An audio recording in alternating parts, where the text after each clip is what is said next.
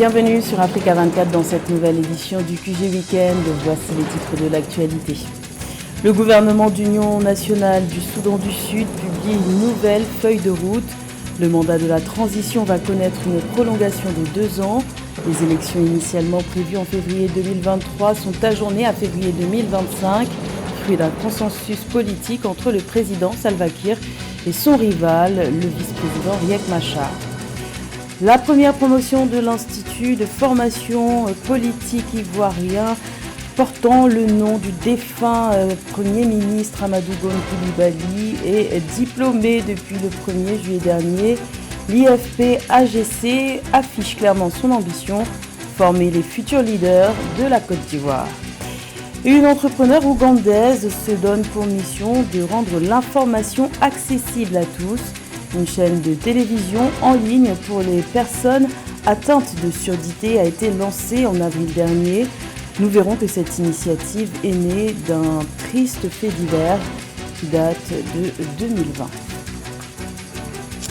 Mais tout d'abord au Mali, les travaux qui ont débuté le 1er août pour relancer l'accord de paix d'Alger signé en 2015, gelé depuis près de 10 mois, se sont achevés ce vendredi. Plusieurs mesures et engagements ont été pris lors de cette rencontre à Bamako entre le gouvernement malien de transition et les groupes armés pro-Bamako et ceux de l'ex-rébellion en présence du médiateur algérien. La principale annonce est l'intégration de 26 000 ex-combattants au sein de l'armée nationale sur les 2 prochaines années, 2023-2024. Toutefois, malgré la série de mesures annoncées, la coordination des mouvements de l'Azawad CMA a émis quelques réserves pour l'ex-rébellion. Les résultats de la commission ad hoc créée pour aborder les sujets qui fâchent seront déterminants. Au Soudan du Sud, le gouvernement d'union nationale a annoncé le 4 août la prolongation de son mandat de transition de 2 ans. Une nouvelle feuille de route a été mise en place face aux nombreux bouleversements connus depuis la signature de l'accord de paix revitalisé de 2018. La période de transition post-guerre civile entamée depuis 2020 était censée s'achever en 2023, mais elle va s'étendre jusqu'à 2025. Les explications de Nathalie Moe. Le gouvernement sud-soudanais restera en place au cours des 24 prochains mois. Le président du Soudan du Sud, Salva Kiir, a prolongé la durée de la transition de 2 ans supplémentaires le 4 août 2022. Les autorités du pays ont annoncé une nouvelle feuille de route de la transition alors que des élections sont attendues en février 2023. Nous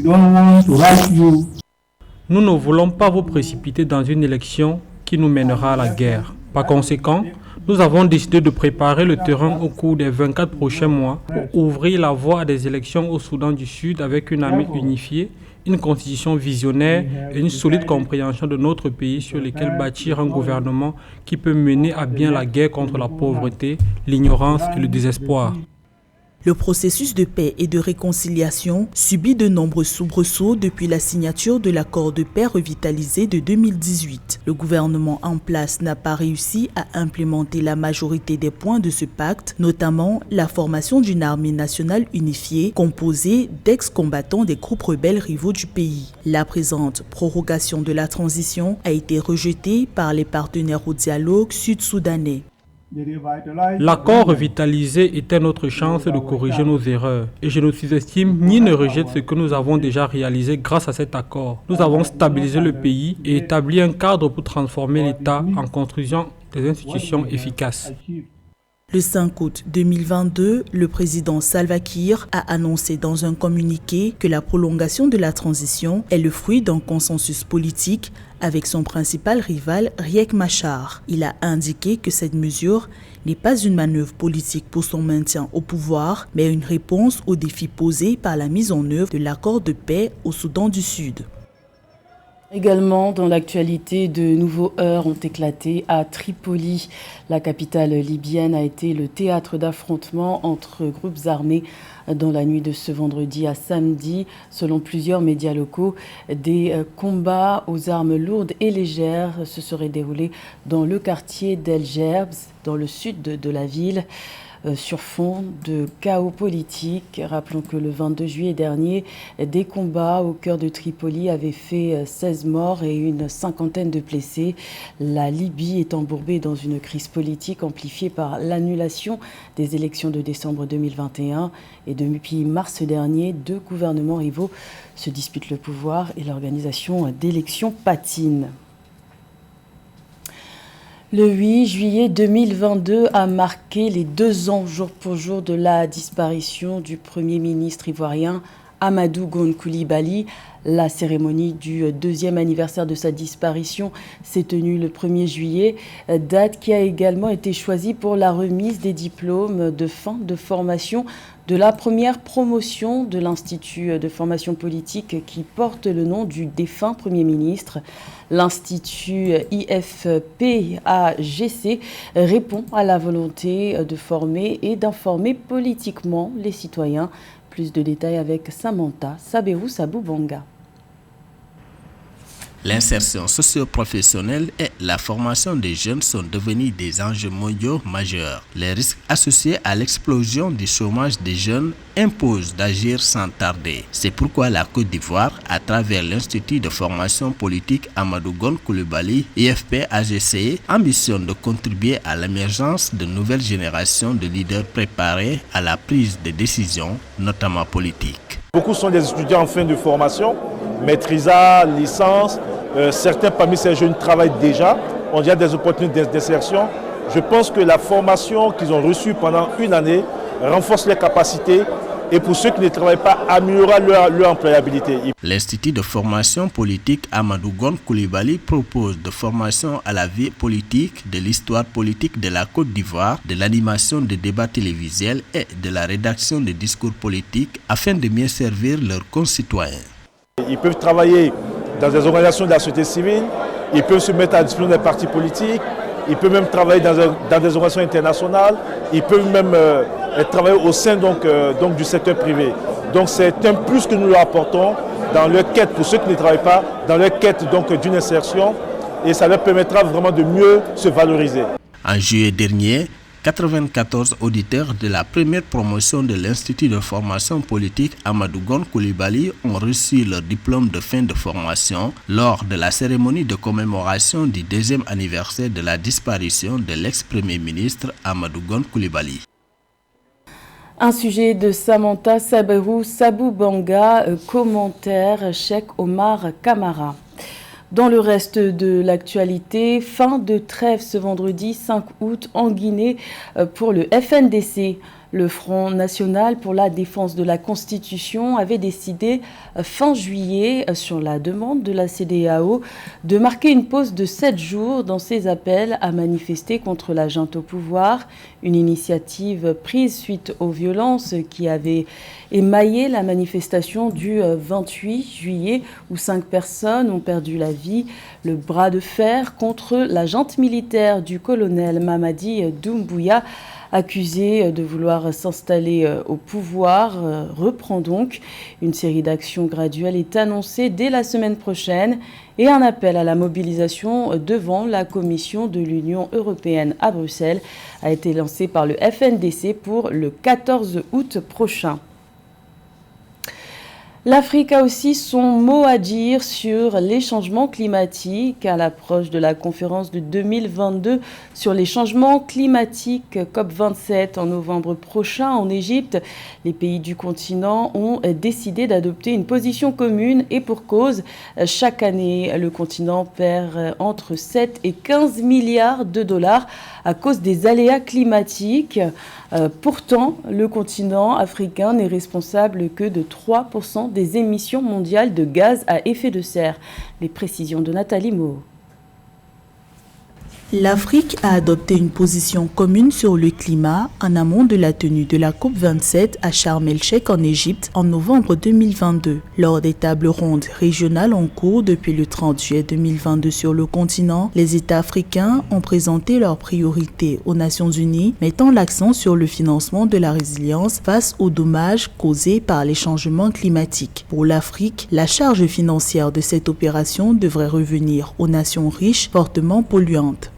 que l'Afrique est la première victime de ces réchauffements. Vous n'êtes pas sans savoir que l'essentiel des matières premières et donc des industries sont extraites en Afrique, donc ça crée pas mal de pollution et aussi un réchauffement climatique. Donc je pense que l'Afrique est d'une certaine manière celle qui a le moins de croissance, mais en même temps celle qui est la plus victime du réchauffement climatique.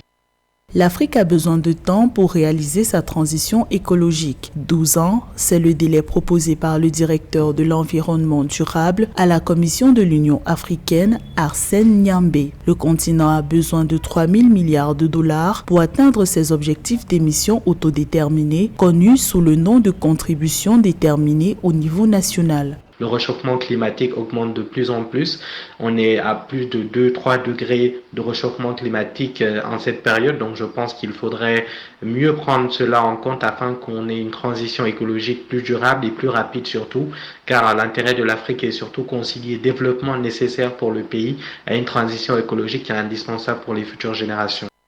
L'Afrique perd entre 7 et 15 milliards de dollars par an à cause des aléas climatiques. Le Fonds monétaire international a déclaré que la perte pourrait atteindre 50 millions de dollars d'ici 2040. Fortement touchée par la sécheresse et les inondations, l'Afrique n'est pourtant responsable que de 3% des émissions mondiales de gaz à effet de serre.